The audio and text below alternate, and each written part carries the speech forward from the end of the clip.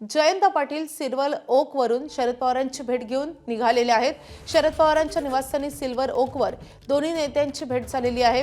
बारामती तसेच राहुरी पोटनिवडणुकीसंदर्भात या भेटीत चर्चा झाल्याची शक्यता वर्तवली जाते। बारामती पोटनिवडणुकीसंदर्भात काँग्रेसचा उमेदवार देण्याचे जाहीर केल्यानं या भेटीला विशेष महत्त्व आहे। तर काँग्रेसच्या या भूमिकेनंतर आज शरद पवार या संदर्भात काय निर्णय देतात किंवा काय ठरवतात, काय भूमिका घेतात हे पाहणे तितकंच महत्त्वाचं असेल। खरं तर शरद पवारांच्या राष्ट्रवादीनं याआधीच त्यांची भूमिका स्पष्ट केलेली आहे। बारामतीची निवडणूक बिनविरोध करण्याला त्यांचा पाठिंबा आहे। मात्र आता काँग्रेसच्या भूमिकेनंतर त्यांच्या भूमिकेमध्ये काही बदल होणार की ते त्यांच्या भूमिकेशी ठाम राहणार हे पाहणं महत्त्वाचं असेल। एबीपी माझा, उघडा डोळे बघा नीट।